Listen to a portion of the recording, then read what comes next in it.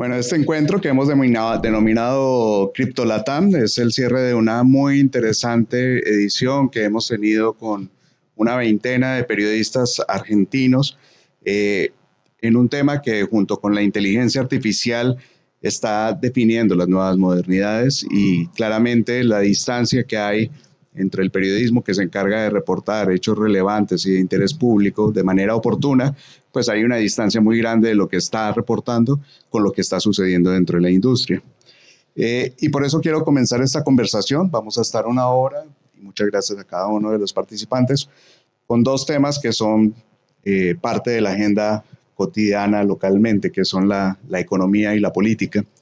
Y comienzo con una pregunta para Rodolfo, que está en el liderazgo de una organización que se dedica precisamente a impulsar la adopción de Bitcoin como una alternativa financiera. Te pregunto, ¿cómo se explica que en el 2017 el presidente de Estados Unidos se refiriera al mundo cripto como algo que, entre comillas, parece una estafa?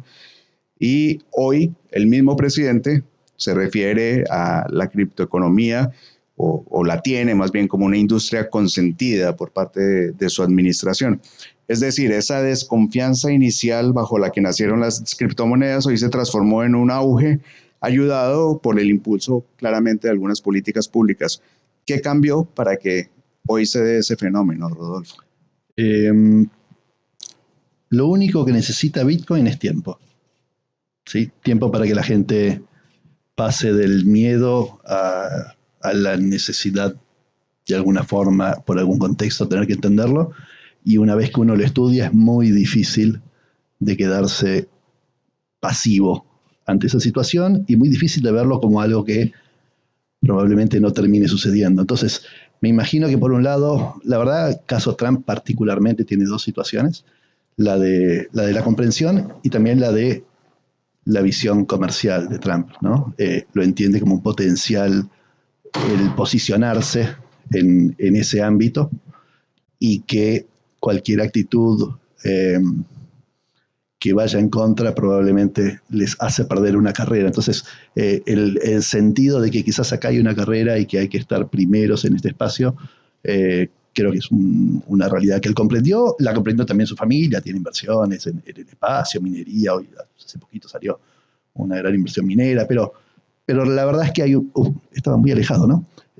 Pero la verdad es que hay una... es difícil quien no le dedique realmente tiempo. O sea, quien le dedique realmente tiempo no terminar prácticamente convencido y con un marco de 2017 hablamos, no habíamos ni siquiera COVID, ¿no? Y en el COVID Estados Unidos emitiendo el 30-40% de su base monetaria. Hay muchos hechos que se han dado del 2017 a hoy, de realidades que demuestran que Bitcoin hacía sentido, ¿no? Que no era manipulable y que pase lo que pase, igual cada 10 minutos se metían solo las 3,25 Bitcoins. O sea, hay muchas cosas que uno termina analizando que el tiempo te va demostrando que hacían sentido. Luis, más allá del mundo del Bitcoin, ¿no? Que hoy hemos hecho mucha diferencia, ¿no? Entre lo que es Bitcoin y las otras criptomonedas, también el mundo cripto en general se ha expandido. Sabemos, o bueno, se ha hablado que Rusia, para evadir las sanciones, hace uso de las criptomonedas. En Venezuela, en mi país, es claro lo que ha pasado, que terminó una gran fraude, ¿no? Fiscal. Y además también se creó una cripto estatal que también se desvaneció, que no sabemos qué pasó, pero más allá del Bitcoin vemos que el mundo cripto se va expandiendo. O sea, ¿cómo lo vemos que también puede estar pasando en Europa, por ejemplo? Bueno, para mí, primero hay que ver de dónde viene todo lo que es el ecosistema Bitcoin y el ecosistema cripto en general, que estuvo todo un crecimiento orgánico de abajo hacia arriba. Independientemente de lo que decida el político de turno, Bitcoin creció porque la gente, los usuarios finales, le encontraron una utilidad, lo empezaron a usar, se metieron en la comunidad, empezaron a aprender y le empezaron a aportar valor. Con el tiempo después vienen las regulaciones, por ejemplo el caso de Trump, que dijo primero no me gusta Bitcoin, ahora sí le gusta. Bueno, también hay que pensar que el político vive de tomar decisiones que después le consiguen votos de la gente. Entonces, si la gente está a favor de, no, Bitcoin es malo, el político te va a decir que Bitcoin es malo. Si la gente empieza a estudiar y le empieza a gustar y le empieza a reclamar a los políticos, che, no me regules algo que no tiene sentido, déjame a mí operar las criptomonedas que yo quiero, el político tarde o temprano va a terminar hablando sobre eso y dando el visto bueno sobre Bitcoin. Porque si no, va a perder los votantes y otro político va a decir yo soy pro cripto y la gente va a pasar a apoyar a ese otro político. Entonces, para mí, lo que digan los políticos va en otro orden de magnitud atrás de lo que realmente haga la gente. O sea, si Rusia lo utilizó para hacer transacciones, saltar los bloqueos, es justamente porque tiene una utilidad real.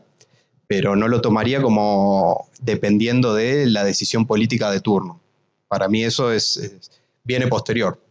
Vos podés tener hoy en día un montón de desarrollos DeFi en el ecosistema cripto y los gobiernos por ahí dentro de 2 años, 3 años van a sacar alguna regulación. O sea, como que siempre están atrasados de lo que se está hablando.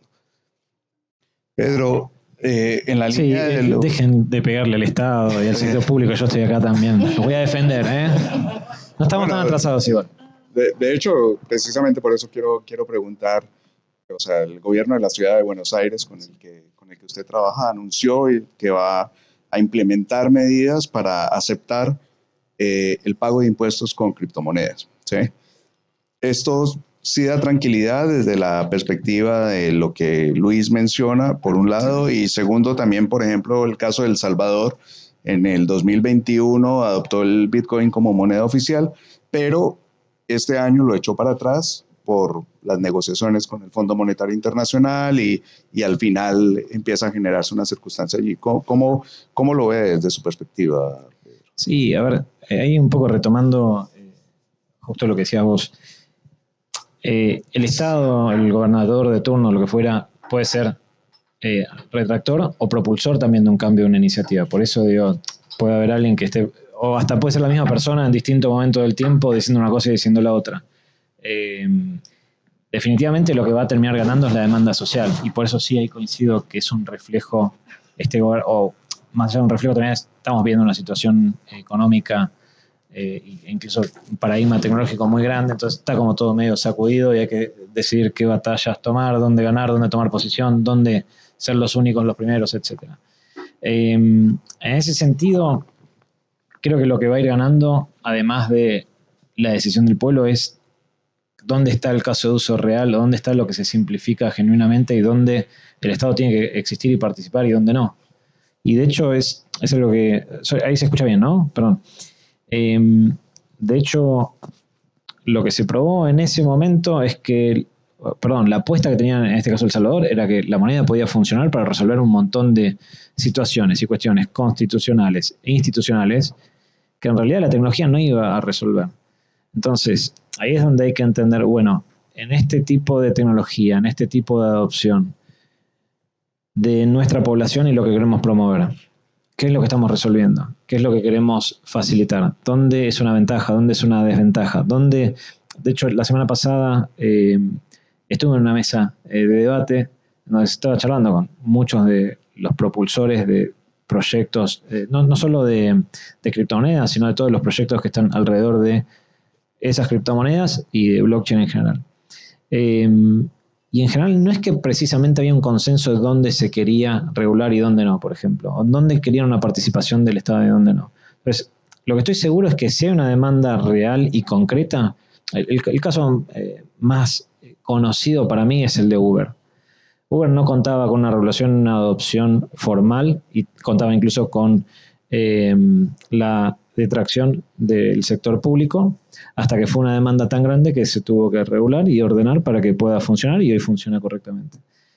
En el caso de las criptomonedas y el Estado, ese vínculo es un poco más complicado y también es un poco el huevo de la gallina, es si la población va a generar esa demanda hacia el Estado para que exista esta articulación y este crecimiento, o si en realidad es el Estado el que va a tomar la decisión en algún momento de explayarlo y meterlo cada vez más. Lo que sí, para cerrar nomás, en el momento en que un Estado, un político, le da un caso de uso, una implementación concreta, justamente como lo que es una parte de un pago de impuestos, sí le da más fiabilidad o credibilidad para toda la población. Entonces ahí es por ahí donde, los espacios donde Pero, es un punto de en el equilibrio. caso específico de la ciudad de Buenos Aires, ¿qué es lo que busca resolver dentro de la lógica de lo que dice? ¿Y cómo hacer para evitar el ingreso de capitales especulativos o capitales de dudoso origen?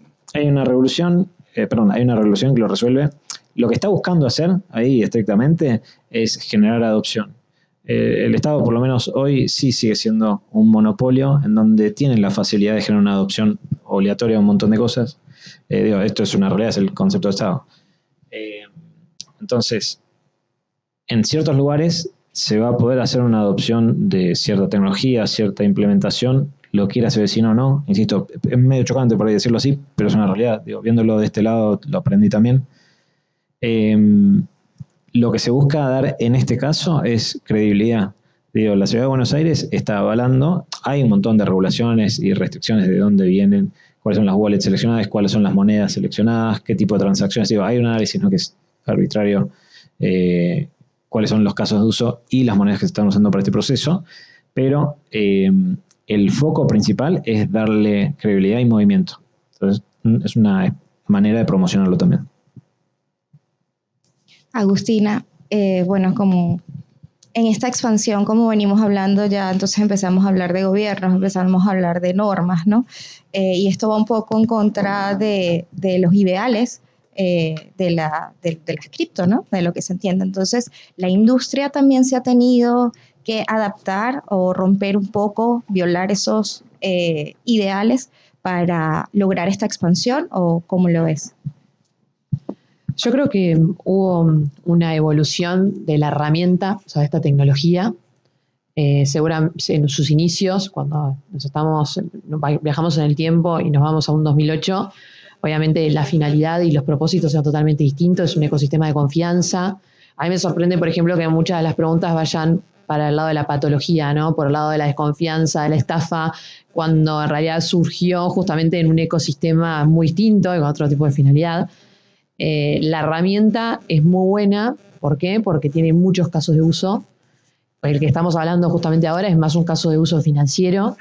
Estamos hablando de una regulación que se empieza a adoptar a medida de que, obviamente, una escalabilidad de uso muy alta, pero además también que se empieza a integrar con otros ecosistemas como es el financiero tradicional. Entonces, ahí es cuando hay que empezar a ver de que primero hubo una evolución. Es muy difícil hablar de criptomonedas en un contexto 2008 y hablar de criptomonedas en un contexto 2025. Hablamos hoy de muchísimas cosas, de criptomonedas, de activos virtuales, hay conceptos de tokenización o la taxonomía del token y un montón de otras cosas que en realidad se empezaron a cuestionar y que van más allá de los orígenes. Entonces yo no creo que es por un tema de que esa criptoeconomía cambió, sino que esos valores esenciales siguen estando, pero hubo una evolución hacia otros caminos o casos de uso que sí presentan una regulación específica en algunas jurisdicciones. Maximiliano ha sido investigador y es un promotor también de la criptoeconomía. Esta relación entre economía y política, ¿qué le está trayendo al mundo cripto? Bueno, puede ser cosas buenas y cosas malas, ¿no? Tenemos el reciente caso de Libra, por ejemplo, que claramente a todo el ecosistema cripto le cayó mal, ¿no? El resultado, por lo menos.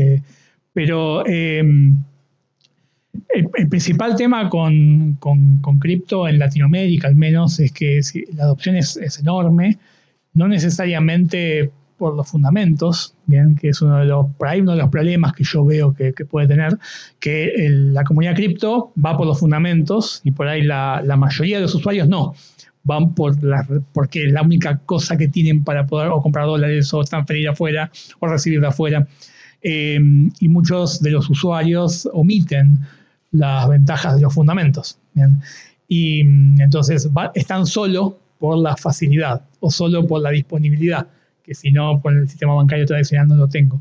Entonces creo que lo que falta es eso, un poco. Los gobiernos a veces están por desesperación, para bien o para mal, bien, quieren aparecer, a ver, quiero estar ahí, porque ahí están los pibes, ¿no? Entonces tengo que estar ahí. Y a veces van como a los ponchazos sin entender muy bien por qué o para qué, bien. Entonces, respecto a la investigación, que yo estuve en varias investigaciones relacionadas con cripto, los que conozcan el tema de la China de San Pedro, por ejemplo, que fue una estafa del año pasado, está por cumplir un año, los actores polacos que fueron contratados, y todo eso obviamente era una estafa, Ponzi, pero cripto era fundamental por dos cosas. Uno, porque la mayoría de la plata se fue en cripto, y otro, porque a veces incluso por proveedores de servicios de activos virtuales oficiales, y la otra parte es porque la gente, al no conocer el mundo cripto, se creía cualquier cosa. O sea, y si bien eso decir, bueno, eso es culpa del ecosistema cripto, no, porque bueno, era una estafa, claramente, por fuera del mundo cripto, eran criptos falsas, era todo falso lo que había. Pero la gente normal, digamos, que querían invertir y que sentían, que veían en la televisión, que la gente hace plata con cripto, que gana, que esto, que el otro, vio una oportunidad, bueno, esta me toca a mí. Y ahí es donde le falta, no sé si es el Estado, si es la comunidad, quién es el responsable, ¿no? Somos todos, que la gente pueda reconocer. No, mirá, vos lo mirabas y decías en 2 segundos, esto es falso. Pero hubo 90.000 inversores que movieron alrededor de $40 millones.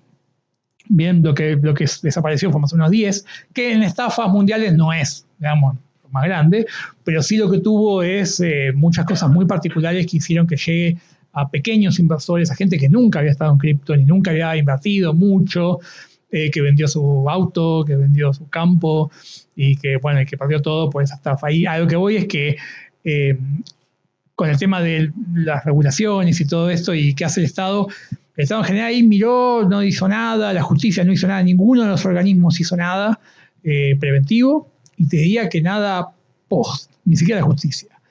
Sí hay una investigación, pero como que en algún momento se pierde y todos se miran como diciendo, bueno, no sabemos más qué hacer. Bien, si bien se puede hacer el rastreo de la billetera, pero como que por ahora yo veo que llega a un tope, la justicia como que termina diluyéndose en la nada.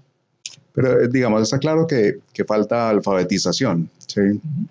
Hoy lo veíamos en el curso que teníamos con periodistas que se supone estamos en contacto con el tema y bueno, nos falta, digamos, unos pasos mira, con el tema de Libra y de la China de San Pedro, la cantidad de periodistas que yo atendí que me llamaban para ver si yo les explicaba, claro. Porque digamos, básicamente periodistas reconocidos, de medios grandes, explícame a ver porque no entiendo. Bien, yo trataba de explicarle, encima servicio gratuito a los periodistas, ¿no? Pero o sea, falta un conocimiento grande en un montón de cosas. Y en la industria, digamos, cuando los albores de la industria surgió un poco con este eslogan de que es mejor pedir perdón que pedir permiso, ¿no? Irse abriendo espacio. Concretamente, ¿crees que le falta a la industria regulación? No tengo una respuesta, la verdad, sobre el tema regulatorio. Yo lo que veo son los problemas. Y porque además, cuando decís regulación puede ir de acá a allá. Bien, entonces vos decís sí, y bueno, pero uno cree acá y otro cree allá, entonces no hablamos de lo mismo tampoco, ¿no? Creo que la regulación puede ser para muchas cosas y es muy variable, desde prohibir, bien, está prohibido los derivativos, pero tengamos en cuenta en Argentina, por ejemplo, si vos trabajás para el exterior y recibís dinero en cripto, estás incumpliendo reglas del Banco Central. Es ilegal. Nadie le da bolilla, eso se hace igual, así. De hecho, me sorprendió del comunicado del gobierno de la Ciudad de Buenos Aires, que lo planteaba como que, bueno, la realidad es esta, ¿no? Muchos cobran de afuera, sí, pero ilegal. Y no hay una promoción de, bueno, tratemos de juntarnos a ver por qué no resolvemos esto y que deje de ser ilegal. Es como que, bueno, viste, bueno, pasa. Así que viene por ese lado. Creo que falta alfabetización y la regulación también hay que definir de qué hablamos cuando hablamos de regulación, porque si no es difícil ir por el sí o ir por el no. Sí, la regulación también es un arma de doble filo, porque dice positivo cosas que no lo son y simplifica en el, bueno, que ya como está en la CNB ya está, será seguro, por ejemplo, o como la regla dice, bueno, una blockchain, y como que homogeniza todo, y la verdad es que Bitcoin no necesita ningún tipo de regulación, digamos, de Estado ni nada, y sin embargo es el sistema más confiable. Entonces, a veces la regulación ayuda a que varios entren, ayuda a expandir, como dijiste vos claramente, pero también a veces, y sobre todo en un ecosistema donde hay cierta complejidad de contratos inteligentes y de cuestiones de cómo se construye la confianza en esta blockchain, como que la palabra blockchain está bien, ¿no? Para blockchain hay un montón de variedad de tipos de blockchains, ¿sí? Y de descentralización en esas blockchains y de cosas que pueden cambiar de hoy para mañana, que bueno, a veces también la regulación simplemente dice, bueno, mientras sea blockchain, vamos para adelante, y la gente puede terminar también por no hacer el proceso complejo de tratar de entender, puede terminar mal la historia también. Así que no, o sea, obviamente entendemos el valor de la regulación, entendemos el valor de ayudar a expandir. El hecho de que El Salvador hiciera esta ley ayudó, por suerte lo hizo sobre Bitcoin, ¿no? Pero ayudó a que mucha gente tenga la oportunidad de entender Bitcoin. Después, si fue para adelante, para atrás, la verdad que sigue comprando Bitcoin, es más una cosa de papel eso de que dejamos de... y la gente compra café con Bitcoin, esa es la parte que se cayó, ¿no? Y probablemente tampoco hacía mucho sentido, ¿no? Que compre café con Bitcoin. Pero, a ver, sí, hay comunidades donde sí lo hacen, obviamente, pero digo, no es que en el día a día lo hacen, pero de alguna forma sí fue una enorme oportunidad para que la gente entienda sobre ese activo que es el único activo con certeza de escasez del mundo y que tiene un enorme potencial para el futuro de sus hijos, que si el gobierno no lo hacía iba a tardar mucho más tiempo. Nosotros que estamos desde el 2013 hablando de esto y enseñando esto, y hacemos más de 70.000 personas formadas desde la ONG, la verdad es que cuando viene del Estado algún comentario, sucede alguna cosa, se acerca mucho más. La otra vez hicimos una formación de 60 periodistas. Y digo, pasó porque pasó algo dentro del Estado y por algún avance. Entonces, obviamente que la regulación y el Estado agiliza mucho la adopción. Si no estuviera, cosas como Bitcoin, por ejemplo, igual van a pasar porque... Y ojo que una mala regulación te hace todo el efecto opuesto. Te puede parar un montón de innovación, sí. Un montón de empresas. Yo me acuerdo, bueno, un amigo que tenemos en común, en el año 2013 quiso fundar el primer exchange acá en Argentina. Le dieron 1 millón de vueltas con los papeles, no lo pudo crear, hubo varios años sin exchange argentino, solamente porque había una regulación que decía que no podía hacerlo. Cuando en realidad, para mí lo más importante es que primero la gente esté en conocimiento, sepa, y después pónganse a hacer regulaciones. Porque si regulamos sin saber, hacemos más daño de que en realidad queremos hacer, que es proteger por ahí al usuario o que no caigan en estafas.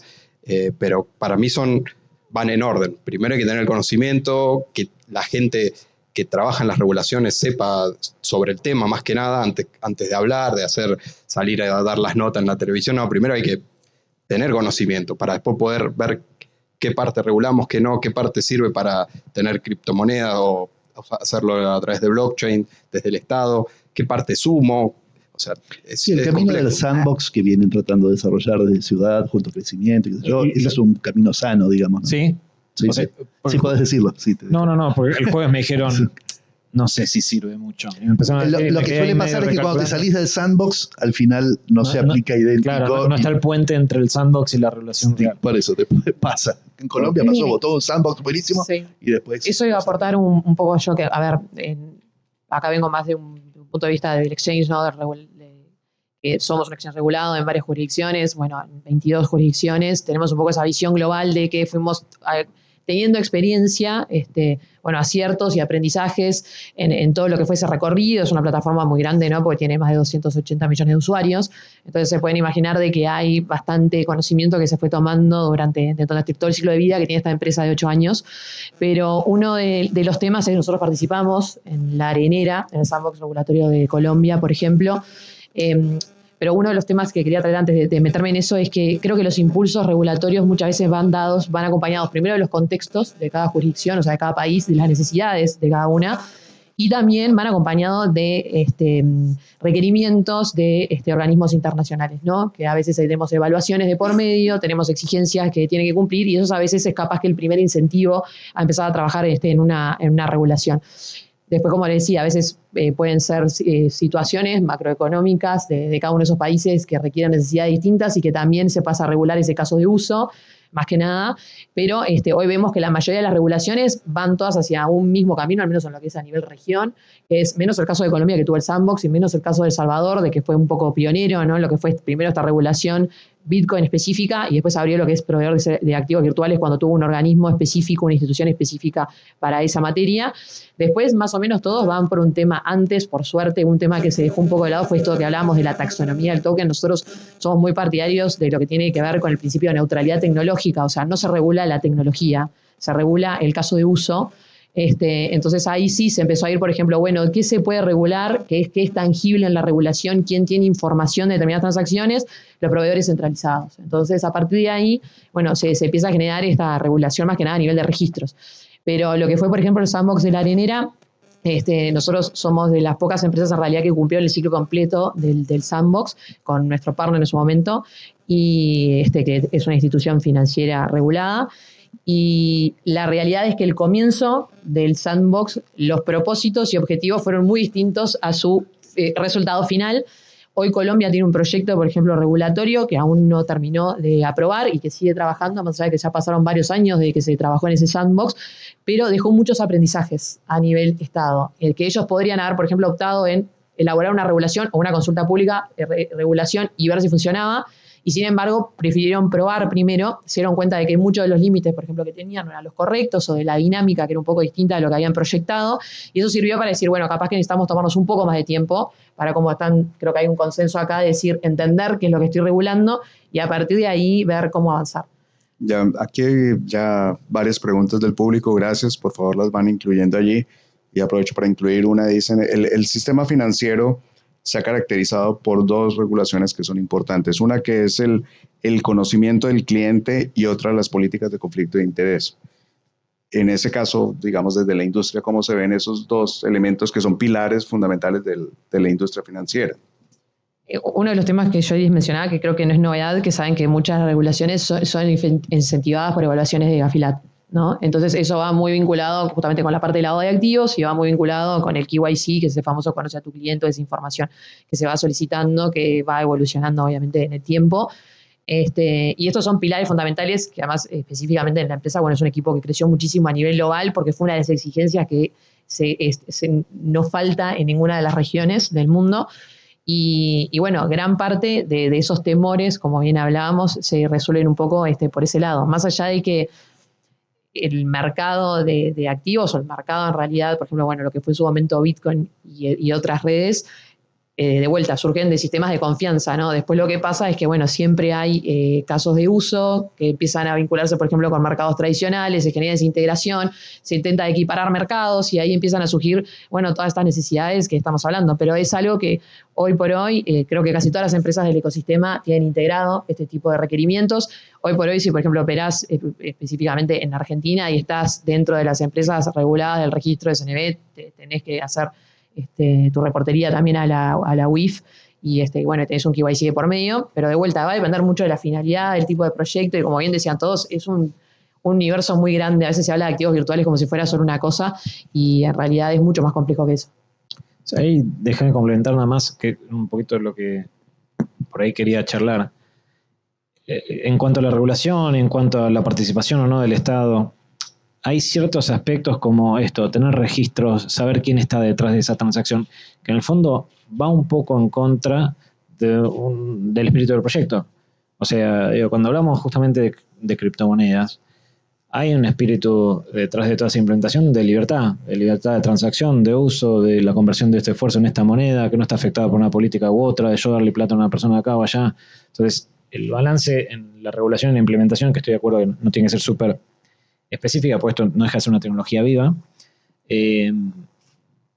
pero el gran desafío es encontrar ese balance entre cuál es el espíritu real y cuál es el requisito estricto para estar regulado, para resolver un conflicto, etc. Sí, no es solo libertad, también es protección, ¿no? Totalmente. O sea, el Estado no se especializa en saber proteger los datos de los ciudadanos, ¿no? O sea, vos podrás dar 700 casos probablemente donde eso no sucede y de alguna forma el ese derecho a la privacidad y al cuidado de algo que tiene que ver con las familias y otras cosas. O sea, y vuelvo sobre todo cuando uno habla de Bitcoin. Bitcoin tiene un potencial enorme hacia adelante. Y cualquier expresión hoy de Bitcoin mañana puede ser realmente un capital muy relevante. Y hay mucha exposición en decir yo soy yo y hay una cuestión de defender. Yo creo mucho en el derecho a poder preservar de alguna forma el cuidado de tu capital hacia tu familia, que no quede expuesto a otros terceros que pueden venir con otras situaciones además del Estado. No, totalmente. Y después la otra pata que tiene que ver con toda esta ventaja también, que es compleja dentro de la regulación y dentro de la implementación, lo tributario. Digo, justamente estas personas que reciben un cobro de un sueldo, el Estado muchas veces ante la no regulación o en pos de no atentar con cierta industria o cierto proceso, hace la vista gorda. Eso es una realidad. Mientras no tiene una definición, esto está grabado porque estoy hablando libre. Edítenlo después. Pero hay que ser realista en eso también. Más allá de ser una protección ante todas las incertidumbres y movimientos que genera particularmente la economía en Latinoamérica, también está esta necesidad o intento de no tributar. Eso ya es mundial. Entonces, es un aspecto también a tener en cuenta. Digo, en el momento que participamos, conocemos el registro, conocemos el movimiento, es un reconocimiento y entran las reglas del juego de ese lugar en el que estás del mundo y qué es lo que tenés que pagar para que... Igual, de hecho, uno de los memes en redes, que no sé si los has visto, ¿no? Es ¿por qué el gobierno va a cobrar impuestos con cripto si justamente la gente de cripto no quiere pagar impuestos, ¿no? Como que ¿quién lo va a hacer? Totalmente. Por eso es difícil. Digo, creo que todos coincidimos que no hay un escenario. Por eso tampoco a nadie, a mí me encantaría que venga alguien. Ecuador está yendo un poquito para atrás, pero avanzó un montón en lo que es regulación a nivel mundial. O sea, forzó a que se den un montón de discusiones que se van a tomar de caso de uso, ni siquiera de caso de éxito hasta un punto por lo menos, para que exista una regulación en distintas jurisdicciones.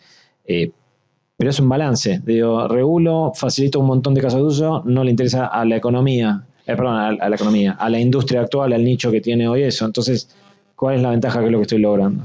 ¿Y cuál es la diferencia si vemos al mundo, porque estamos hablando que esto es un fenómeno global, con América Latina en el tema regulatorio? O sea, ¿qué está pasando en los otros continentes que es distinto a lo que está pasando aquí en temas regulatorios? ¿O el tema cripto y la regulación va igual, va paralelo, se adapta a cada país? ¿Cómo lo ven? ¿O lo podemos analizar también como región? Hay una realidad, es que las fábricas están acá. O sea, entonces es más lógico que la adopción del movimiento se dé cerca. O sea, literalmente, digo, hay mismo Argentina y particularmente la ciudad de Buenos Aires tiene, dentro de todo lo que son las software factory y todo lo que es industria del conocimiento, hay un foco muy grande como hay en pocos lugares del mundo. Por eso, de hecho, en un par de meses se hace DevConnect acá, cuando se hizo un montón de ciudades número 1 del mundo enfocadas en esto, pero pasamos de Asia, de Canadá, a Ciudad de Buenos Aires. Eso creo que es lo que hace que ciertas cosas se muevan a otra velocidad o que se pongan sobre la mesa ciertos escenarios. Como ese Software Factory, esa comunidad existe acá y tiene un desarrollo y un crecimiento muy grande justamente en los últimos años, eso provoca que se pongan sobre la mesa ciertas conversaciones o ciertos espacios que hacen que por lo menos empiece a dialogar. Sí, hoy el mundo te diría que tiene como tres grandes líneas y las de cada país, digamos, ¿no? Lo que haga China, queda en China. Básicamente, sus decisiones, si tenemos minería, no es que todo el mundo lo imite, lo imita, simplemente China va tomando sus propias decisiones, más allá de lo que quiera la GAFI, lo que quiera esto o aquello. Lo que hace Europa con la ley MiCA, ¿sí? Una ley que, por decirlo de alguna forma, Argentina empezó como medio a usar de referencia en algunos casos, y hoy lo que está haciendo Estados Unidos, que es casi opuesto a la ley MiCA, con una nueva ley que se llama Genius Act, que es casi mi propia ley MiCA, digamos, mi propio, si vas a crear una stablecoin que tenga dólares atrás y qué sé yo, qué sé cuánto. Hay mucha mirada de los otros pequeños países, Latinoamérica, etcétera, a qué está haciendo cada uno de esto, y que haya un contraste ahora con Estados Unidos y Europa genera un poco de veremos para dónde va el desarrollo, digamos, de las regulaciones. Estados Unidos tiene mucha fuerza y mucho empuje en lo que está haciendo. Y Y después los países, como vos bien dijiste, o sea, Argentina es un país bastante particular, nos tiene muchísimo emprendimiento cripto, y ha sido los primeros que tienen que empezar a tomar ciertas acciones y decisiones, y quizás no pasa en Bolivia, no pasa en Perú todavía, ¿no? Que están tratando de atraer ese espacio a esos destinos. Pero eso, Rodo, también es consecuencia de la economía que tuvo Argentina, forzó a mucha gente a usar las herramientas, por ejemplo, gente que trabajaba en negro no podía ahorrar, apareció el cepo 2013 más o menos, uno si se quería ir afuera no podía sacar dólares, una de las formas que había en ese momento era usando Bitcoin. Entonces, más de 600 hoteles cobraban con Bitcoin afuera y entraban Bitcoins acá, había muchísimo. Claro, eso te permite la inclusión de un montón de gente que por ahí en otros países ni siquiera era necesario. Pero ahí viene otro tema que ya lo mencionó Rodolfo, digamos, una de las razones, si bien los estados son débiles en muchas cosas y no son perfectos, lejos de eso, pero digamos, por lo menos dos variables que tienen los estados es, por un lado, administrar los tributos, ¿sí? Se supone que están recogiendo impuestos para el bienestar común, y por el otro lado, proteger a la sociedad, digamos, de los dineros ilícitos, de los dineros irregulares que puedan filtrarse en la economía y generar no solamente distorsiones, sino unas afectaciones mayores. Frente a eso, ¿cómo lo sientes, Luis, digamos, desde el análisis que ustedes han hecho?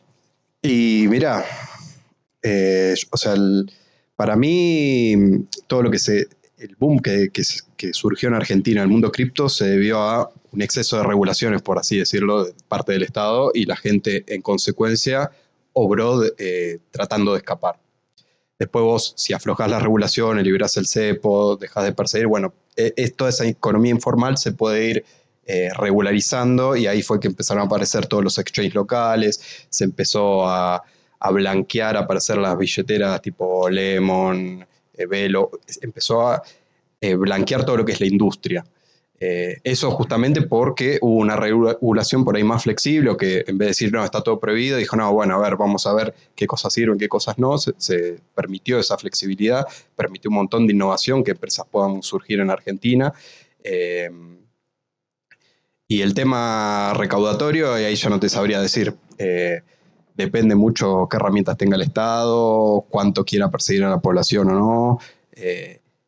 Si la población en sí es rica, si trabaja la mayoría en blanco, si está en negro, tenés muchos factores. Yo creo que ahí depende más de cada país y cómo se maneje y el tipo de población que otra cosa. No te sabría decir algo, una respuesta para todos los escenarios. Igual te voy a decir una cosa, el 2013 que venimos haciendo esto, que venimos haciendo conferencias, y cualquier país podría liderar en este espacio. No es que tenía que ser Estados Unidos o que tiene que ser o sea, Argentina perfectamente en el 2013 podría haber querido entender esto, 14, 15, 16, y podría haber traído muchísima industria y trabajo y desarrollo y cosas que suceden acá. Tenemos energía de sobra en Argentina, podríamos haber tenemos hasta uranio. Digo, entonces, hay una cuestión también de capacidad de entender y de no ser necesariamente un follower. O sea, este espacio tenía muchísimo tiempo y disponibilidad para haber sido líderes. El Salvador lo intentó desde lo pequeño que es, pero había mucho espacio para liderar acá. Creo que hoy esa carrera un poco queda ya en manos de los grandes, por desgracia. Pero perdimos la oportunidad. Pero si uno ve las charlas que teníamos en el 2013, 2014, 2015, cuando dábamos esto, y mismo Siri diciendo lo de poner algo de dinero, nosotros me acuerdo haber ido en el 2014 a un partido político hablando de exactamente lo mismo. Digo, son oportunidades perdidas también, ¿no? Pero, ¿sabes qué pasó? O sea, ¿qué puede decir? Porque incluso, a ver, sin hablar de política, pero muchos bitcoiners o gente del mundo cripto pensaban que Milei iba a ser lo que hoy es Trump, ¿no? Iba a ser el primer presidente cripto del mundo. Y bueno, no pasó, digamos. Más o menos igual, o sea, no por el mejor motivo, pero apareció bastantes lugares asociados con... Bueno, pero claro, quedó asociado justamente por lo contrario, y claro, quedó como con todo el potencial que hay acá, toda esta comunidad grande de empresas, todo este ecosistema que hay, y en lugar de agarrar eso, se fue con... Sí, otra oportunidad, ¿no? Perdida también. No importa, a ver, pero mismo antes estábamos por lanzar la moneda digital argentina, iba a ser otra oportunidad perdida de quedar en el ridículo también. Digo, cuando las decisiones son políticas y no son técnicas o no son de análisis y qué sé yo, o son para atraer votos y etcétera, digo, no sirve el Estado, ¿no? Sirve cuando realmente analiza y se hubiese dado cuenta que si hubiera que apoyar algo, Bitcoin hace sentido apoyarlo. Pero ¿qué pasó con Milei en el medio? La verdad que no lo seguimos sin entenderlo. No casualidad, digo, ¿por qué no se convirtió en ese? Una de las comunidades más grandes, donde muchas de las empresas cripto, las mejores cripto del mundo salieron de acá, pero sin embargo a nivel país, a nivel yo creo político, que por mismo desconocimiento. Milei nunca lo vi hablar de algo relacionado a cripto con fundamento. Siempre tocó de oído, siempre desbarrancó con lo que dijo. No, de alguna manera no convocan a la comunidad, digamos, la comunidad no tiene el poder para llegar, sea Milei o sea Massa o sea el anterior o sea Alberto o cualquiera, ¿no? Es un poco el huevo de la gallina, porque tendría que decir que la población no lo está demandando lo suficiente. Y también, ojo que, hablando en serio, digo, el desenlace del presidente de cripto fue triste, pero creo que si no hubiera existido ese incidente, tal vez estaríamos en otra foto hoy. Peor. No sé, o sea, si no hubiera sido el incidente que yo creo que podría haber sido. Si no hubiera estado. Nos posicionábamos como país más. Si no hubiera tuiteado eso, que no sé cuántos de nosotros chequeamos, no, esto es falso, hacker. Antes de pensar que era real, hice un montón de averiguaciones y ese sábado no había persona que diga, che, vos estuviste acá, esto tiene algo que ver con nosotros. Ese era el nivel de miedo que había cuando la ciudad no tenía nada que ver, yo mucho menos. Si no hubiera ocurrido ese evento en particular, digamos, como en otro universo, no sé si hay un presidente Milei pro cripto gobernando. Pero lo que sucedió es, che, salí de acá, no vuelvo a salir. Claro, no hables del tema. 27 por lo menos. Creo que fue eso, fue un accidente triste. ¿Sabes qué? Yo ahí les hago una pregunta porque a nosotros nos pasa mucho haber tenido este contexto de región, ¿no? Y ahora estamos viendo también estas evoluciones que se dan a nivel de jurisdicciones. Hay un cambio muy grande ahora en Bolivia. Bolivia pasó de la provisión a la regulación y a implementarlo a nivel gubernamental, por razones obviamente económicas de esa jurisdicción. Pero el tema es, al menos la procesión que nosotros tuvimos en Argentina, para sorpresa de todos ustedes, y acá siento que no sé, como que voy a ir un poco en contra, pero fue buena. Y no lo digo en un contexto político porque estoy totalmente por fuera, pero primero porque fue algo específico que dijeron no vamos a regular el activo, o sea, no voy a empezar a decir este activo, este subyacente, este sí entra, no entra, no voy a entrar en categorías, lo que voy a hacer es entrar directamente, en este caso, voy a generar un registro donde yo pueda acceder a determinada información y pueda pedir y tener un contacto local con determinadas empresas que sé que operan en este mercado y que sé que se quieren conectar al sistema financiero tradicional, que quieren tener rampas, que quieren tener determinadas conexiones. Primero lo hizo a través de un registro muy flexible, que hasta modificó cómo se hacía el ingreso a la UIF con hasta empresas que no tenían UIF ni ningún tipo de forma de realidad poder identificarse localmente y logró que todas esas, es más, ayer, el lunes pasado, se venció el plazo para que todas se presentaran efectivamente y formaran parte del registro con toda esta información que yo requería. Pero una de las cosas que yo creo que sí acertó en la regulación fue que ustedes por ley en realidad establecieron quién tiene la competencia, al menos en esta primera instancia, para regular, y esa competencia después, los requerimientos regulatorios se hacen a través de resoluciones y no se hacen a través de leyes. Y eso que trae mucho dinamismo, porque esta es una industria que es muy dinámica. Entonces muchos de los requerimientos que nosotros estamos este año, seguramente en 2 años van a cambiar, y ustedes lo pueden cambiar a través de una resolución. Lo que nos termina pasando en otros países es que generalmente esos requerimientos se hacen a nivel legal y eso implica que hay un proceso parlamentario de por medio y implica que tenemos 2 años más o menos para que efectivamente se termine aprobando. Sí, por otro lado también tenés la no certeza de que la resolución se mantiene con el tiempo, ¿no? De alguna forma, cuando vos pensás en el código es ley, ¿sí? de Bitcoin, ¿no? Sí. Sabés que hoy, mañana, pasado será así. Entonces vos construís en base a esa ley y esa regulación. Cuando es por resoluciones, cambia el gobierno y cambia la gestión y cambia la resolución sin necesidad siquiera de pasar por los 3 poderes. Y claro, pero ojo, tiene una auditoría, ¿no? Sí, la auditoría. Es un sistema auditado, es una institución auditada. Pero en ese punto, Agustina, precisamente The Economist alertaba un poco sobre cómo empezar a involucrar al sector financiero allí, pues va a hacer que más temprano que tarde empecemos a hablar de criptodivisas en el sistema financiero tradicional, pero con un nivel de protección inferior para el consumidor, ¿sí? O sea, el sistema financiero tampoco han sido unos ángeles, ustedes en Argentina lo conocen bastante bien. Y al contrario, les estamos dando o terminan dándosele unas herramientas en donde como usuarios vamos a terminar desprotegidos. ¿Qué piensas sobre eso, Agustina?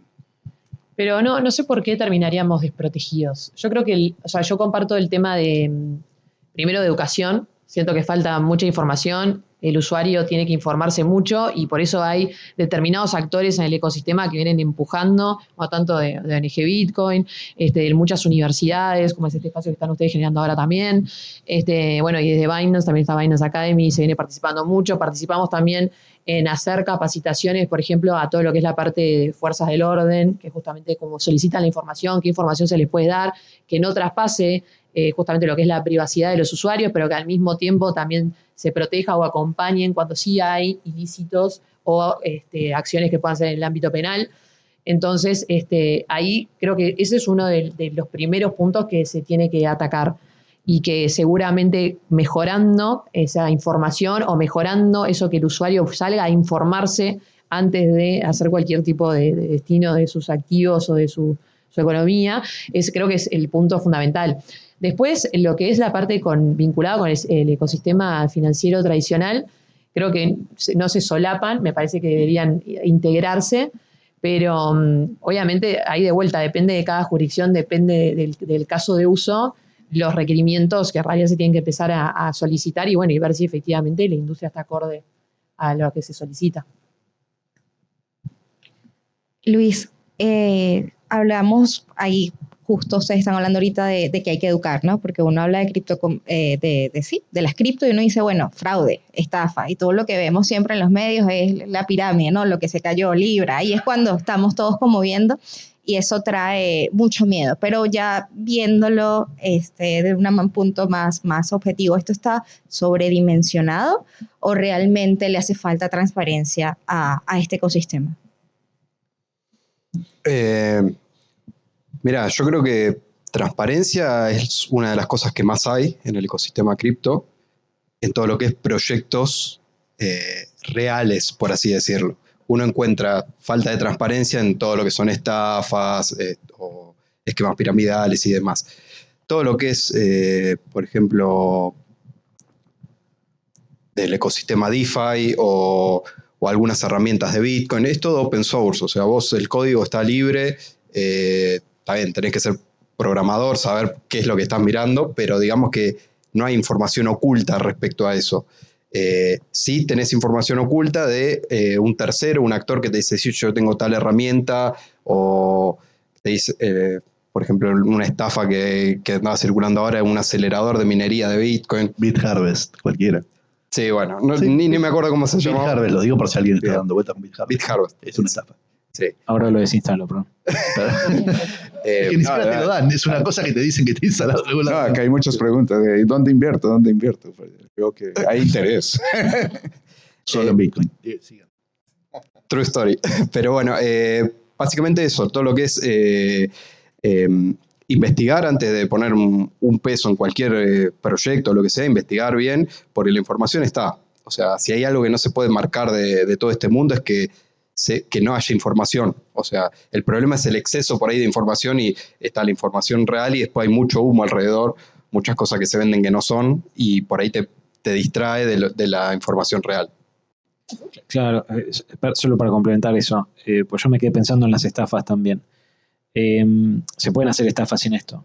La realidad es que esta tecnología vino a facilitar un montón las transacciones y las experiencias de los usuarios y en ese sentido facilitó también que se pueda hacer un mal uso de eso, pero cualquier estafa se puede hacer. Hoy se hacen estafas, se han hecho construcciones, se han hecho donaciones, se han hecho un montón de cosas horribles y no necesitaron de que exista esta tecnología. Lo que pasó es que obviamente como facilitó todo un proceso, una experiencia espectacular, también facilitó que se pueda hacer un mal uso de eso. No, y ahí quiero agregar que uno de los temas que como que facilitó esta tecnología, porque a mí me gusta cuando hablamos de tecnología y no hablamos del proyecto en sí, o cuando hablamos del proyecto en sí, diferenciar, ¿no? Porque a veces es como que todo se toma en un mismo contexto como si todo fuera lo mismo. Y ahí hay que entender que también que muchas veces esta tecnología se está empezando a utilizar en el backend, o sea, en esas tras bambalinas de muchos proyectos y de proyectos financieros de la industria financiera tradicional, ¿Por qué? Porque es segura, porque justamente hay trazabilidad, hay una casi inmutabilidad, pero además también lo que hay es mucha celeridad. O sea, es una tecnología que actúa rápido. Entonces, hoy por hoy pensar, por ejemplo, en transferencias internacionales que pueden demorar 48 horas versus una transferencia a nivel de una red blockchain seria que pueda hacerse en unos minutos, es justamente a dar una celeridad de 48 horas a la economía mundial. Entonces, ¿por qué no vamos a utilizar este tipo de herramienta tecnológica en cualquiera de estos ecosistemas? Y después podremos hablar de proyectos específicos de vuelta, que hay que tomarse tiempo para estudiarlos, para entenderlos. Yo comparto lo que dice Luis, tipo, la información está, el tema es buscarla. Hay mucha desinformación, sí, también es cierto, pero hay desinformación en todo en el ámbito digital. Es un mal de esta, en realidad, democratización que en cierta medida se hizo, de que todos podemos aportar y podemos aportar bien, podemos aportar mal. Pero bueno, hay que tomarse el trabajo de justamente averiguar, de estudiarlo y de informarse. Y Luis, desde la perspectiva de la academia, ¿cómo crees que la industria está tomando acciones efectivas para evitar que no sea un vehículo de movimiento de dinero sin importar de quién sea? Que es como el gran signo que tiene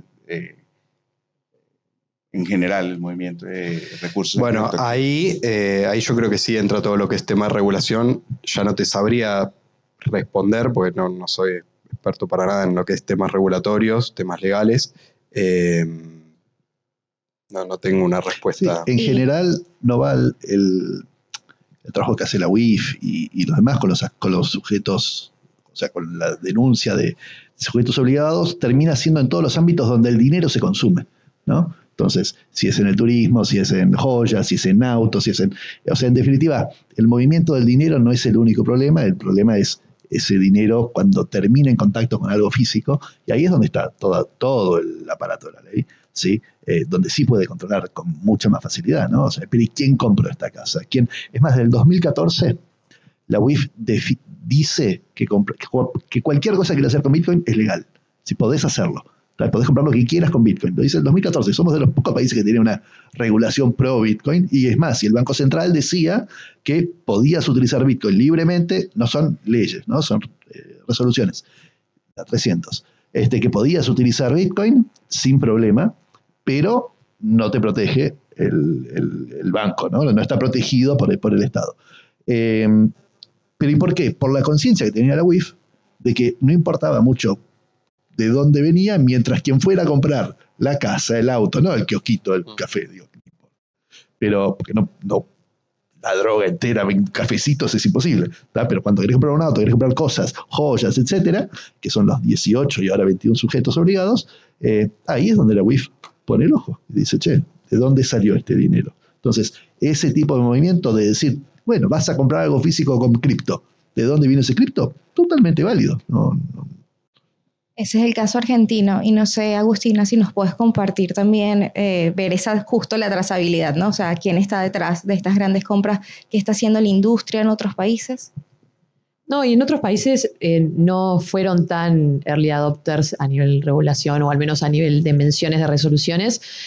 Muchas, por ejemplo, lo que hicieron sí es considerarlo permuta, o sea, esto significa que es una cosa por otra, entonces lo que te dicen es obviamente el principio de legalidad, eso significa que lo que no está prohibido está permitido. Si no hay una prohibición expresa se puede operar, y muchos lo que decían, esto es más técnico-legal, pero obviamente es un tema de cancelación de obligaciones. Entonces, por el tipo de medio de pago, digámoslo, porque no se considera medio de pago, porque no está regulado como medio de pago, se consideraba, o se tomaba como que ese negocio no había sido, por ejemplo, una compra, sino que había sido una cosa por otra, y y se calculaba dentro de otro tipo transaccional, pero siempre dentro de un ámbito de legalidad, o sea. Y de vuelta, los países a nivel región que en cierta medida prohibieron este tipo de transacciones, o sea, en su momento hubieron advertencias en cuanto a proyectos de inversión y que los usuarios tuvieran cuidado, o que no era una moneda de curso legal, se hicieron ese tipo de declaraciones más que nada, pero nunca hubo una prohibición per se. Y bueno, en la que tenía una postura más extremista fue Bolivia, que bueno, que es algo que levantó primero eso, y además después lo que hizo fue no solamente, como decíamos, regularlo, sino que además, establecer un ecosistema bastante cripto-friendly ahora. Bolivia fue el último país del mundo en cambiar su ley de aceptar Bitcoin. O sea, es como, cripto. Hasta el año pasado, era el único país donde estaba prohibido directamente. Impresionante. Maxi, preguntan acá desde el público, ¿cómo es su posición, digamos, frente al tema de la facilidad del uso de cripto para hacer estafas, para fraudes comerciales? ¿Sí coincide en que la industria sí está siendo suficiente o cuál es la perspectiva desde...? Bueno, tendríamos que primero definir si la industria es la responsable, ¿ven? O bueno, los organismos del Estado son más los responsables del control. Pero, a ver, les cuento algo, por ejemplo, una muy concreta, que todavía no salió a la luz. Hay una estafa dando vuelta con estos chicos Ponzi Bros que andan en redes sociales, pero tienen un mecanismo que son pequeñas estafas, ¿no? Pequeñas estafas de $1.000, $2.000. Venden productos químicos, no importa, ilegales, pero sacando eso, hacen publicidades en redes sociales, en Instagram principalmente y en Facebook, que las pagan con unas tarjetas de crédito, Visa, que son prepagas con cripto, con una identificación de cliente muy bajo, bien, que de hecho le suben DNI truchos falsos, y pasan y le cargan cripto, con eso pagan Facebook, pues les dan de baja las cuentas todo el tiempo y las tarjetas de crédito todo el tiempo, entonces con eso pagan los ads y con eso mantienen todo un flujo que dura un tiempo. La gente compra esos productos ilegales mandando transferencias que en realidad son de cuentas compradas, que terminan en un exchange cripto, pasada a cripto y desaparece, miren por ahí. Entonces, ¿alguno de los organismos de ese está haciendo algo? Yo no lo veo. Bien, son pequeñas cositas, bien, que evidentemente facilitan. Ahora, no tengo muy claro, digamos, cuál es la responsabilidad de todas esas empresas, de, bueno, esta startup que salió, no importa cuál es, que tiene un KYC, o sea, el Know Your Customer lo tiene, pero bueno, es fácil de sortear.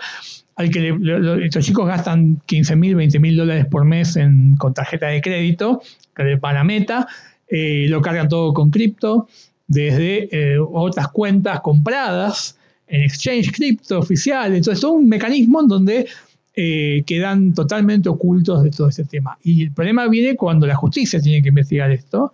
A veces a la justicia se le escapa todo. Y si bien la justicia se está entrenando, se está capacitando, hay divisiones encargadas de este tema, en muchos casos y en muchos lugares, la justicia es muy grande también, no todo es la justicia federal, llega un momento donde hay cosas hasta muy básicas que no las hacen y se pierden. Entonces, eso está pasando. O sea, sin cripto se podía hacer estafa, sí. Lo tenían mucho más complicado. La facilidad que tenemos todos al usar cripto también la tienen. La parte, digamos, los que cometen ilícitos. No tengo muy claro. Creo que el Estado tiene que hacer más, bien, de lo que hace, tanto en prevención. La justicia también, a veces me han contado fiscales que están atados de manos, porque hasta que no llega la denuncia, no pueden ellos investigar, a pesar de que lo ven. Y dice, incluso una fiscalía me dijo, ya lo investigamos al caso, tenemos todo listo, necesito que venga uno a denunciar. Y muchos no van porque, no sé, era poca plata o tienen vergüenza. Claro, o plata en negro y tienen miedo a ver si ahora me investigan a mí, que es lo que pasó en el Chile de San Pedro. Muchos no fueron porque eran plata en negro. Y entonces eso ayuda a que la justicia dice, lo teníamos ya investigado el tema, pero no podemos hacer nada, porque ya es un tema de regulación, un tema legal, las leyes no favorecen esa investigación. Hasta que lo que decía Cositorto al principio, Leonardo Cositorto, ahora doblemente condenado por estafa, no hay estafados. ¿Dónde hay estafa si no hay estafados? ¿Bien? Claro, estafados aparecieron 6 meses después, cuando ya era más tarde, ¿no? Y ahí empezó la investigación. Así que creo que ahí hay cosas para hacer, para que desde las fuerzas federales, bueno, ahora no tengo datos sobre si eso funciona o no funciona, pero se incorporó dentro de lo que pueden hacer las fuerzas federales, la investigación de esquemas Ponzi, cosas por el estilo, como prevención. Desconozco si tuvo algún resultado eso, si lo están haciendo o no, o es simplemente regulatorio, pero creo que ahí falta mucho para hacer. Pero no sé, falta mucho a las empresas también, sí, porque a veces decís, ¿cómo se te escapó que todo un pueblo sacó cuentas en tu empresa y transfirió varios millones de dólares es negro y la UIF, no hubo reportes a la UIF no dijo nada, la empresa tampoco dijo nada. Entonces, parecía que a veces falta un poco o no se pone la atención necesaria en algo que cuando lo ves de afuera decís, pero era como muy claro que ahí había algo extraño. Entonces, bueno, no tengo una respuesta, pero creo que sí hace falta que tanto las empresas, el ecosistema, como los estados se ayornen un poquito más al problema. Rodolfo, más allá, para no quedarnos solo en los retos, ¿no? Que son muchos como vemos, y viéndolo también desde un punto de vista más social, en una América Latina tan desigual, ¿no? Y donde muchas personas no tienen acceso a lo que es el sistema bancario, ¿cómo se presenta la criptoeconomía o el Bitcoin como una oportunidad? Primero es una gran forma de empezar a participar del mundillo financiero, incluso incluso no me salía la palabra, gracias. Es una gran herramienta de inclusión financiera para muchísima gente. Mucha gente incluso puede comercializar hacia afuera productos que los puede cobrar, y antes solo de comisiones y de cosas no lo podría haber hecho. La cantidad de remesas que se mueve en México, más del 10% de las remesas de Estados Unidos se mueven en cripto hacia México. La cantidad de dinero que ahorra ese tipo de movimientos, son todas cosas que a quien le cuesta el centavo y el dólar que pierde por los procesos y por los intermediarios, cripto, ahí ya no sé si Bitcoin, pero las stablecoins y otras aportan muchísimo valor, ¿sí? Y la verdad, una mirada y un acceso a un mercado más grande que el local. No sé, las economías circulares también. ¿Manejan alguna cifra? No sé si desde la ONG o alguno de ustedes en esta expansión, cómo ha crecido, si lo tienen por sectores. O sea, ¿se puede ver esta inclusión financiera que mencionabas, Agustina? Cifras como si... No, cifras en sí específicamente no, pero lo que sí se puede hablar es que, por ejemplo, Latinoamérica es una región emergente, o sea, año a año va aumentando. Por ejemplo, de 2024 a 2025 un 30% se aumentó en lo que es uso de criptomonedas. Y bueno, depende mucho del caso de uso, ¿sabes? Como bien decía Rodolfo, una stable es muy distinta a comprar un Bitcoin, es muy distinto a implementar tecnología. O sea, ahí va dependiendo de efectivamente cómo se hace, pero sin lugar a duda de oportunidades que muchas veces otros sistemas cerraron puertas. No, un comentario respecto a eso. Además de la inclusión financiera de poder hacer remesas de stablecoin, también le permite a mucha gente por ahí de bajos ingresos tener un ahorro en Bitcoin, que por ahí una persona, yo me acuerdo cuando yo era hace 14 años cuando empecé a usar Bitcoin, tenía 2 pesos de ahorro, yo tenía un puchito de BTC, bueno, eso con el tiempo iba creciendo y cualquier gente con bajos ingresos puede hacer lo mismo, o sea, es una oportunidad de ahorro y como inversión, por así decirlo. Y además también te abre las puertas a todo lo que son, por ejemplo, pedir préstamos. Si vos hoy en día no tenés un ingreso en blanco, no tenés ahorro, no tenés historial crediticio, es muy difícil que una persona pueda sacar un crédito para comprarse un auto o lo que es. Bueno, ahora por ahí hay algunas más facilidades, pero si no tenés que ir a un prestamista, tenés que caer por ahí en una persona, en una cueva, en un lugar por ahí no muy amigable. Y hoy por hoy con Bitcoin o con el ecosistema DeFi, tenés herramientas que vos podés poner tu Bitcoin como colateral, sacás un préstamo en 2 clics, comprás lo que querés comprar y después lo vas repagando. Son todas herramientas y mundos que se abren que antes ni siquiera tenés necesidad de vender tus Bitcoins si necesitas la plata. Por ahí te surge una emergencia, necesitas, no sé, salvar algún tema de salud que vos tengas y no querés vender los Bitcoins, 2 clics, sacás un préstamo, pagás lo que necesites o te compras un auto, lo que sea. Con el tiempo vas repagando y volvés a retirar tu colateral en Bitcoin, seguís teniendo tu ahorro y te ahorraste todos los trámites de hacer en un banco, por ejemplo, de ir a pedir plata que por ahí seguramente no te la dan. Y todas esas herramientas están al alcance de cualquiera, de nosotros acá en una ciudad, alguien en una casita en medio de, no sé, Jujuy. O sea, son unas herramientas increíbles. Sí, como vos dijiste, mucho se mueve en negro, o sea, se mueve en el mercado informal, mucho dinero en efectivo. Y te da acceso a esa también herramientas financieras. Es importantísimo, la verdad. Yo voy a agregar por ahí, a hacer contrapeso a eso. Todo lo que dijeron ellos me parece que estoy de acuerdo, digamos, y que da la inclusión financiera. Yo creo que todavía faltan 2 cosas en Latinoamérica. Uno es la barrera de entrada sigue siendo alta de conocimiento, ¿bien? La gente a lo mejor se saca una cuenta en Binance o en otro y pone algo, pero no termina de entender qué está pasando. De ahí al escalón siguiente, claro, es alto ese. Es alto. Ahora ya el primer escalón es bajo, el segundo miedo, ya no. En Latinoamérica tenemos este tema del físico, ¿no? Del billete, de decir ponemos uno arriba del otro, ¿no? De Franchella diciendo, no, yo el colchón, $1 arriba del otro y yo lo tengo ahí. Salir de eso, aunque el banco también sea lo mismo de última, porque no están mis billetes ahí, pero tengo un lugar donde ir a golpear, a hacer algo, a cacerolear. Y con todo esto, no, ¿a quién le voy a cacerolear? Bien, no sé yo, pensando en un usuario que no entiende nada, a Bill Gates voy, le digo, bien, como una persona tecnológica antigua.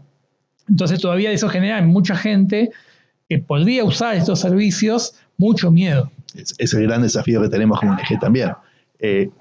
No solo esto, que es clarísimo el hecho de darme el contante, porque estamos acostumbrados culturalmente a eso. La otra cosa a la cual estamos acostumbrados culturalmente en Latinoamérica es que el dólar es el safe haven, ¿no? Es el lugar de resguardo. Y entonces, aunque es fácil entender que quizás los bancos fallan y que yo qué sé cuánto, bueno, por eso no pongo la plata en los bancos y me las guardo bajo el colchón, pero en dólares. Y cuando vos estás en un mundillo donde querés explicar que el Bitcoin es diferente, o otras criptos, pero principalmente Bitcoin es diferente, tenés que ahora también superar la barrera enorme de 70 años de respaldarnos en dólar. No, que la gente dice, pero que tengo Bitcoin, no sé, me lo hackean, ¿cómo sé que están ahí? O sea, genera todo me parece una crisis también en la gente que es difícil de sortear. Y allí claramente, digamos, hay un consenso de que una de las oportunidades y retos a su vez de la industria es precisamente la alfabetización, ¿sí? Agustina, por ejemplo, empresas, digamos, Binance es quizás uno de los más grandes o el más grande jugador a nivel global. ¿De qué manera trabaja esa línea de alfabetización? ¿Cómo, por ejemplo, el trabajo que hace con periodistas? ¿De qué manera articula esos esfuerzos? Obviamente agradeciendo que estés acá también, ¿no? No, gracias para ustedes por el espacio y a todos los que asistieron para poder aportar las distintas opiniones. No, en realidad ahí está, siempre se puso mucho enfoque en realidad en lo que era intentar justamente generar esos canales de comunicación. Entonces a nivel empresa está Binance Academy, que justamente ayuda un poco, se intenta siempre mejorar a nivel de plataforma lo que es la experiencia de usuario, porque entendemos que obviamente en el sector DeFi hay que tener un nivel técnico más alto para poder movilizarse. Lo que buscamos, tipo los exchanges, es justamente facilitar ese uso y esa comunicación o ese puente en realidad con el usuario. Después, bueno, obviamente lo que es participaciones en universidades, como les decía, también en toda la parte de la ONG también participamos. Y bueno, siempre intentar generar espacios y diálogos en los cuales, bueno, se pueda seguir intercambiando sobre esto. Eso es algo muy importante y es un core justamente que tiene la empresa muy, muy grabada. Bueno, ya para cerrar, Pedro, la visión de oportunidades desde el Estado, digamos, porque claramente pues las ONGs hacen su papel, que es promover una cultura Bitcoin con transparencia, con formalidad. Desde el periodismo, desde el seguimiento ciudadano, pues hay una fiscalización. Lo de la industria, bueno, Binance Academy parece que va a ser una buena oportunidad para muchas cosas. Desde el Estado, de esa perspectiva de oportunidad, bueno, ya para cerrar y... Ahí si querés separa un poco estrictamente lo que es tecnología blockchain de mundo cripto y criptomonedas. En materia de blockchain, estoy muy contento del momento en el que estamos, porque la tecnología maduró lo suficiente como para tener buenas implementaciones costo eficientes, cosa que hace un par de años no pasaba, y lo que sí pasaba hace un par de años es que se quería meter en donde sea, como sea, y así no funciona. Que hoy, por suerte, hoy ya que estamos cerrando no vamos a hablar de IA, ¿no? Bueno, buenísimo, pues ya no puedo hablar más de eso. Hoy la ansiedad está volcada 100% en esa instancia y obviamente está, justo en mi rol en particular, estoy tratando de construir algo que perdure en el tiempo, que tenga una estrategia, que no se piense en la tecnología y sí se piense en el proceso, lo que se busca resolver, pero también hay que regar la plantita de la ansiedad y la visibilidad que le da toda esta tecnología a la estructura política que sea. Blockchain ya pasó esa instancia. Hoy estamos en un momento en el que, insisto, gracias a que esa tecnología maduró y se facilitó y ya no tengo la ansiedad de meterlo donde sea porque sí, lo estamos pudiendo implementar en cuestiones reales, en cosas concretas. Entonces, hoy la Ciudad de Buenos Aires, creo que justamente como el desafío está un poco en implementarlo, pero no darle tanta explicación porque es algo tecnológico. La ciudad emite y graba en una blockchain todos los días 2.000, 3.000 veces por vez una serie de claves públicas en el sistema de identidad digital, en MIDEA. Hoy ese es un caso de uso real que genera un montón de volumen, un montón de adopción sin saber que está existiendo una adopción en todos los vecinos de la ciudad. Lo que estamos trabajando también es en la transparencia de tanto de compras como de procesos administrativos. Ahí es donde está existiendo una implementación real y un uso justo muy indicado de este tipo de tecnología. En lo que tiene que ver al cripto, creo que un poco no sacamos una conclusión en concreto de si hay un pie adentro, un pie afuera, un poco más o un poco menos. Hoy por lo menos sí se está avanzando mucho en generar espacios de diálogo para que exista esa respuesta, o sea, para que la pueda dar en un consenso del sector público y del sector privado. Y creo que de a poco se está avanzando un montón, justamente como decía Agustina, el país sigue avanzando en ese norte, la ciudad sigue avanzando. Es algo también coincido que va a llegar o va a llegar. Lo que falta es que justamente se dé cada vez más este diálogo y este consenso para entender, bueno, cuál es el norte donde satisfacemos las necesidades de todos. Bueno, de hecho, precisamente ese es lo que convoca este espacio, ¿no? Poder propiciar un encuentro entre la academia, el gobierno, la industria, las organizaciones de la sociedad civil, el periodismo, para conversar sobre los temas que son relevantes. Y muchas gracias a ustedes por ser parte de este Diálogo Conectas. Gracias, Rodolfo, gracias, Maxi, Agustina, Pedro, Luis, muchas gracias.